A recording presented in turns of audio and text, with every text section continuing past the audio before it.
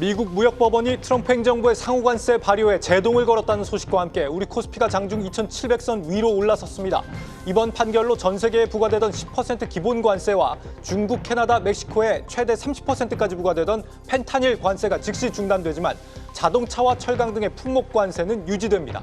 관세부가 권한이 의회에 있다고 법원이 지적한 만큼 의회를 통해 관세가 다시 추진될 가능성 등 변수는 여전히 남아 있습니다.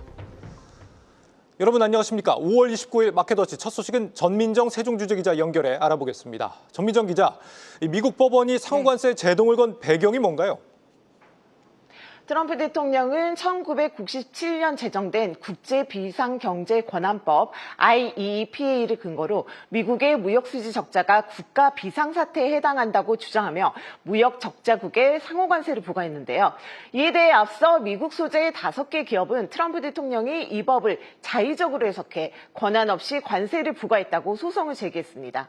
하지만 재판부는 미국 헌법은 대통령이 아닌 의회에 과세 권한을 부여했으며 이는 미국 경제를 보호하기 위한 대통령의 비상 권한으로도 뒤엎을 수 있다고 판단했습니다.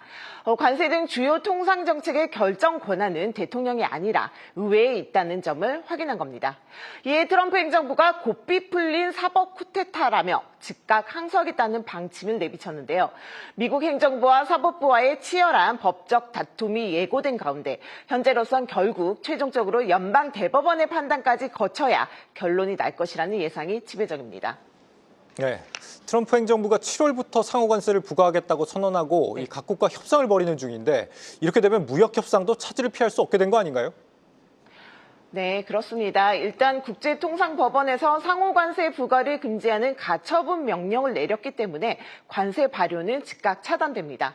CNN은 미국이 다른 국가와 거래를 성사하기 전에 트럼프의 글로벌 관세 정책이 중단됐다면서 트럼프 관세의 대부분이 정지 상태에 놓이는 걸 의미한다고 보도했고요.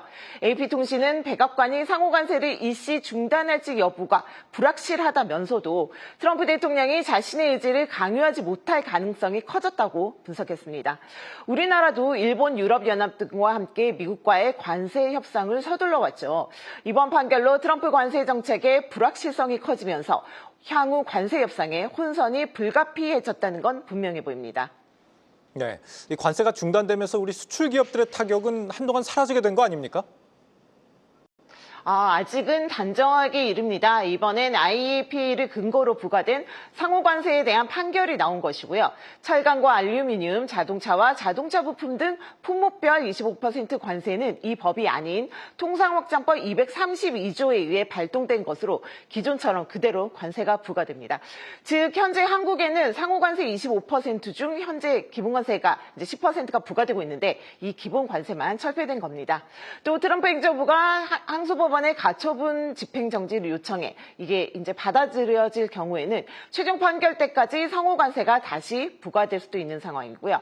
상호관세 대신에 이미 예고된 대로 반도체나 의약품 등 품목별 관세를 확대하거나 다른 수단을 활용해 무역 상대국을 압박할 가능성도 배제할 수 없는데요.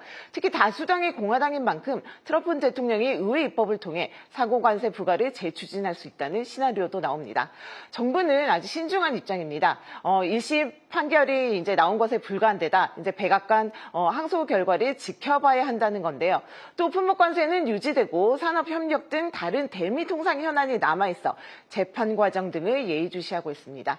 산업부 관계자는 현재 판결문을 입수해 분석 중으로 관련 동향을 모니터링하고 있다면서 향후 협상 과정에서 우리 기업의 피해를 최소화하기 위해 계속 노력하겠다고 말했습니다. 지금까지 세종 스튜디오였습니다.